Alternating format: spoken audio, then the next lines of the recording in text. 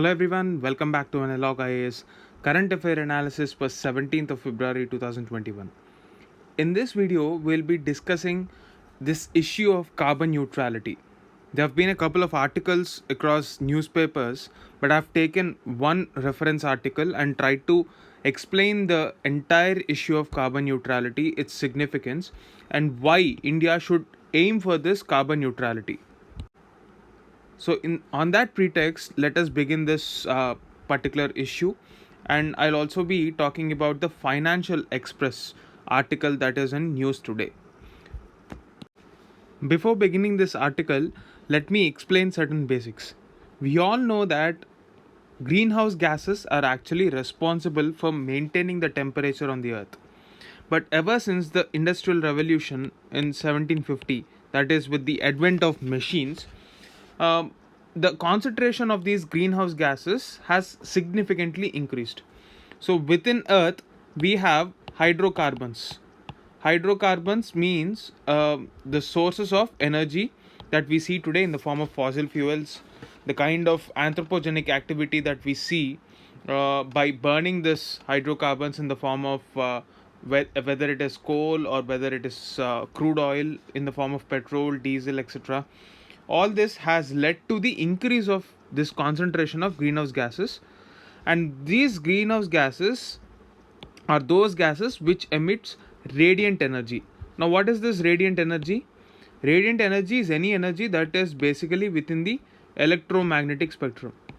Now, explaining what electromagnetic spectrum is beyond the scope of this particular video, we'll be discussing this when we actually discuss any science and technology topic. But coming back to the topic, these greenhouse gases emit radiant energy, and the gases that are mainly responsible are carbon dioxide, methane, nitrous oxide. At the same time, you also have to remember that there are certain particles in the atmosphere which reduce this greenhouse effect, namely aerosol. And because of the pattern in which we are changing our land usage, the reflection of land has actually increased, and a lot of energy is being reflected away. So in even in that way, in the long wave radiation, more and more amount of gases are being captured by atmosphere because of the dust, soot, and other particles. Thus aerosols actually cool down the atmosphere, but land reflection changes depending on the material and the way in which we are utilizing land reflection. So inside certain areas, if there is a lot of ice cover, a lot of energy is reflected away.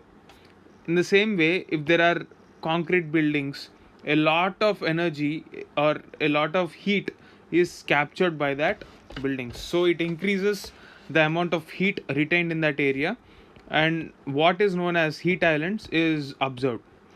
So these are the major problems that our world is facing today, and in the wake of the pandemic, the world has realized that environmental threat is a much bigger danger than the COVID. So a lot of countries, even in this battle against COVID, they have prioritized certain other areas which are of bigger danger. Like, say for example, EU, China, all these countries have moved towards what is termed as carbon neutrality. Now let us examine what carbon neutrality means. We have already discussed that ever since 1750, because of the advent of machines, we have been exploiting our natural resources at a very rapid pace. If you have gone through the basics of environment, we understand that our biogeochemical cycles play a key role in maintaining the equilibrium of every life process on this earth. So these biogeochemicals are very important because they take usually a lot of time to replenish the natural resources. But what is happening in the present business as usual approach is these biogeochemical cycles are being not respected, because the rate at which we are exploiting the natural resources is very high, so high that we are not giving our earth time to cope with the kind of exploitation. The time for regeneration has significantly come down. That is the reason why we have to move towards carbon neutrality, a phenomenon where we do something in such a way that the resources that we are exploiting are compensated with. So, our activities should be towards that net emissions of zero. So, in this context, we'll be talking about two different concepts. One is carbon offsetting, and the other one is a much advanced practical economy somewhere down the line in the future. At this moment, only the rich nations can afford to make this transition, provided there is certain behavioral change and acceptance from people. That is completely eliminating this carbon emissions. And this kind of an economy where there are structural shifts in the way natural resources are consumed is called the post carbon economy. Naturally, every country would want to move towards this post carbon economy, but the big question that we have to ask ourselves is, how can we do it? So, in regards to this question, the executive director of the International Energy Agency, which is a specialized body which has the technical expertise to deal with this question, announced that there is a roadmap available now to reach net zero emissions by 2050. But one has to realize that this is not a one size fits all approach, because if you take a look at the per capita emissions of our country, it is not even close to what advanced economies like US, UK, EU uh, actually emit. We have so much requirement for economic development. The traditional economic model will definitely try to utilize the natural resources, and given the fact that we are entering into a phase where we have to reap our demographic dividend, otherwise it would be a widespread poverty that would be affecting us. This demand for natural resources exploitation is all the more aggravated in the case of countries like India. So, how to deal with this? That is the focus of this article. If you remember that in the Paris climate deal that was signed in 2015, countries have voluntarily declared that they would hit certain emission targets. So, these were called as intended nationally determined contributions. India also signed for reducing its carbon emissions from 2005 levels by 33 to 35%. But again, in 2020, a lot of countries were supposed to revisit this INDCs and set up more intense targets. But the fact is, more than 100 countries have not submitted their INDCs, and this includes even our India. There is a debate in policy circles whether India, like many other countries which have already announced their revised targets, will they be going towards net zero emissions? Can India actually afford to do that? That is the moot question. But in order to arrive at that question, we have to be aware of the problem statement. And the first part of the problem statement would be to understand the sources of this carbon emissions. If you take a look at the biennial update that India has provided to UNFCCC, the sources of carbon emissions in our country mainly come from electricity. 54% of the emissions of carbon come from electricity sector. So that is the reason why India should always try to move towards renewable energy. And the second segment is the manufacturing sector. Given the fact that this data is from 2014 and India is encouraging Make in India and after the pandemic Atmanirbhar Bharat, manufacturing activity is only set to increase, and this is also one factor that we have to consider. How to move towards cleaner energy for manufacturing? That is the second question that we have to answer if we have to commit to this net zero emissions. And the third one is about transport sector. Transport sector constitutes around 12%. Can India move towards net zero emissions? So, how do we actually arrive at this net zero emissions? Using our common sense, it can be done through two ways. One, reducing the emissions by cleaner fuels and cleaner technologies. And the second aspect involves completely making a structural shift. This structural shift, for example, in the case of transport, can be moving away from internal combustion engines towards e vehicles. A very simple or oversimplified solution for this problem is the fact that whenever we talk about cleaner fuel, everybody advocates renewable energy or solar energy. But we have to understand there is a concept called peak demand. That is, every economy has a certain time during which there is a peak demand for electricity. It talks a lot about consumer behavior and patterns of production. In this peak demand concept, India's peak demand is at 8 p.m. So naturally, we can't expect solar energy during this. Another oversimplified solution is, why can't we store the solar energy that is produced from these solar panels using battery technology? Battery technology is still in its very nascent stage, and even the best of batteries cannot hold energy for more than 4 hours. Despite the fact that the costs of batteries have come down nearly 80% in the last 10 years, it is still not economically and practically feasible. So, given this fact, and the fact that more than 70% of our energy production comes from coal, the immediate step would be to move towards those technologies which can reduce the emissions of this coals. So, that is the step one. Secondly, the easiest structural shift that we can make is moving towards e-vehicles.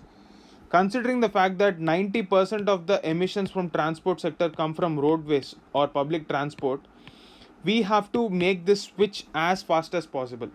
Now, for this to happen, the government must do everything in its ambit through policies, through measures to encourage the ecosystem of e-vehicles in our country. The most common complaint is, where do we charge our vehicles? You cannot expect a car from moving from point A to point B. Let's say, for example, if a car is moving from Hyderabad to Bangalore, it is roughly around 500 to 700 kilometers, and the best battery available in the market, best battery car available in the market today in India, can only last for nearly 200 to 300 kilometers, and the charging time is nearly 45 minutes, even with the best possible fast charger. So this means in the journey from Hyderabad to Bangalore, that is roughly around 8 hours, you will have to make two pit stops to charge your battery. That is for 45 minutes and 45 minutes, 1.5 hours. This essentially increases the time of journey. So this is a problem that we have to address.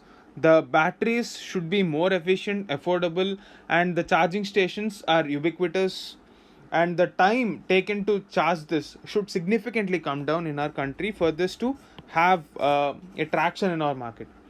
But conversely, what is happening in our market is e-vehicles are taxed more. Recently, there have been hints that this policy is going to change, but as of now, it is simply not viable. The penetration is very minimal in our case. That is the reason we only see e-vehicles in the form of public transport systems across the cities. It is not a mainstream issue as of now. If we take a look at the carbon emissions that are causing this global warming phenomenon in our country, 98% of that is just carbon dioxide. Even though the volume of methane that is produced is just 1%, we have to understand that methane is almost 21 times as potent as carbon dioxide. So there is a increasing trend of methane in our economy that is essentially focused on being carbon intensive. So this has to change. We have to move towards net zero emissions, given the fact that we don't have much time, and the impact is very, very strong in the Himalayan regions. We have seen how the Chamoli disaster can be attributed partially to climate change activities, and the tectonic activity in this region is definitely not going to help us. So considering all these situations, if we indeed have to move towards a post carbon economy, the most viable next step solution can be carbon capture and storage. We have tried other solutions like carbon market as well, wherein a company which is considered to be efficient is selling the certificates of that carbon emission to a company which is not that efficient in reducing its emissions. But essentially this is a sort of money making tool for certain companies which are not that carbon intensive, but essentially it is not helping the cause of climate change mitigation at all. So, considering all these practical scenarios, we have to move towards this technology of carbon capture and storage. Now, what does this essentially mean? What this technology essentially does is it captures carbon emissions at its source. So, for example, carbon dioxide can be converted into a sort of a brick or a stone in by making it react with certain chemicals, and this is taken underground and it is stored there. This is a very expensive technology. Now, this is a very typical situation. What if this captured carbon can be reutilized? Then that is a different thing. But this article is trying to focus on advocating that the government must come forward to ensure that this carbon capture is done and we take it to a place where it can be stored in the future.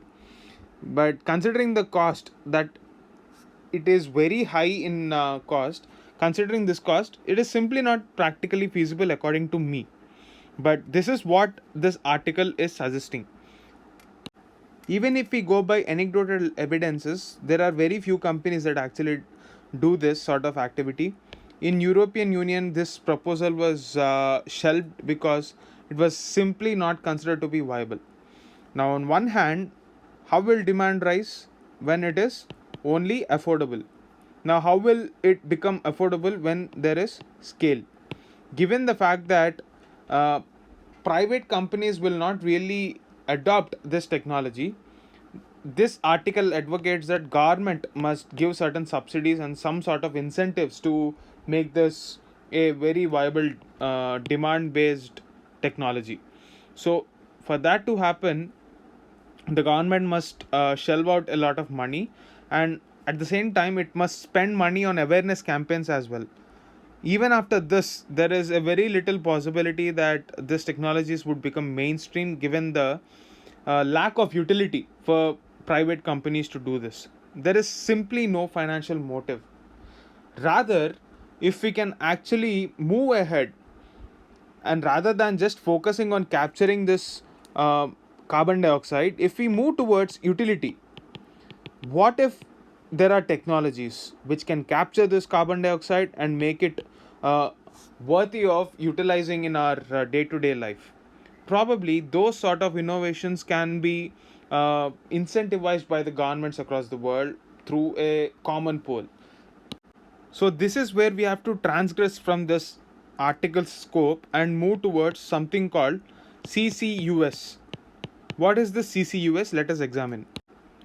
So this CCUS technology is nothing but carbon capture, utilization and storage. So this encompasses methods and technologies to capture carbon dioxide at its industrial emitting source, followed by its recycling for utilization, while also determining the permanent storage option. India has a dream of becoming a 5 trillion economy. Now, if India can encourage research and development activities of this carbon utilization technology, it can be a real game changer for our economy. If at all there is any technology that deserves India's funds more than anything for the future of our country's economy, it is this carbon utilization technology which deserves all the kind of funding and research in collaboration with our private sector. So given the fact that India has a huge potential for this, India's public sector entities or institutions that are involved in R&D must focus their energy on this aspect of building that ecosystem which thrives on utilization of the captured carbon. This requires significant government support along with our private companies. So that is the gist of this article and the way forward for India if it wants to stay relevant in climate negotiations. Otherwise, net zero emissions in our economy with the business as usual is simply not viable, and it is a unnecessary dream to chase without any structural shifts in our economy. That is the gist of this article.